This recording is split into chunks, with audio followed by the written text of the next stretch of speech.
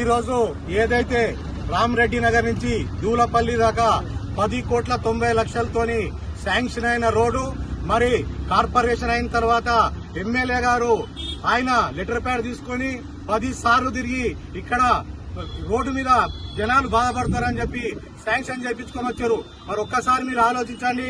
శ్రీశైలం గౌడ్ గారు మూడు సార్లు మిమ్మల్ని ఎమ్మెల్యేగా ఓడించి ఇంటికి ఓడించారు. అయినా కూడా మీకు సభ్యత తెలుస్తలేదు.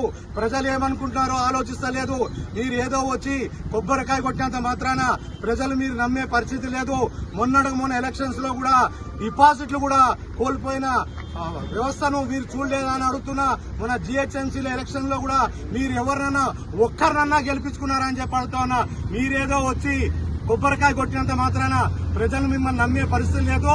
మళ్ళా జీవితంలో ఎప్పుడు కూడా మీరు ఎమ్మెల్యే అయ్యే పరిస్థితి లేదని చెప్తా ఉన్నాం. మరి ఈ రోజు కాంగ్రెస్ పరిస్థితి ఎలా ఉందంటే ఒక్క ఆఫీసర్ తో పని చేయించే పరిస్థితి లేదు. అడ్మినిస్ట్రేషన్ బాగాలేదు. మరి రోడ్ల మీద గుంతుల్లో ఎక్కడైనా పని చేయగలిగారా? ఒక్క లైట్ వెలుగుతలేదు. లైట్లు అయిపోయగలిగారా? ఒక్క మోరీ సాఫ్ చేస్తలేదు. మోరీ సాఫ్ చేయగారా? మరి కరెంటు కేసీఆర్ గారు ఉన్నప్పుడు ఒక్క నిమిషం కరెంటు పోయినా ఈ రోజు గంటలు కరెంటు మెయింటెనెన్స్ అని చెప్పి తీసేస్తుంటే అడిగే నాదులు లేదు. 10 రోజులకు ఒకసారి మంజూరు ఇస్తా ఉంటే అడిగే నాది లేదు.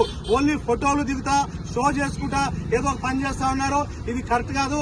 ఖబర్దార్ కాంగ్రెస్ నాయకులారా, మీరు పద్ధతి లేకుండా ప్రోటోకాల్ లేకుండా 3 సార్లు గెలిచిన ఎమ్మెల్యే గారిని పక్కన పెట్టి కొబ్బరికాయ కొడితే రేపు రాబోయే కాలంలో ఈ రోడ్ల మీద తిరగని అని చెప్పి కూడా మేము మీకు వార్నింగ్ ఇస్తా ఉన్నాం. జై తెలంగాణ, జై తెలంగాణ, జై తెలంగాణ, జై తెలంగాణ, జై తెలంగాణ.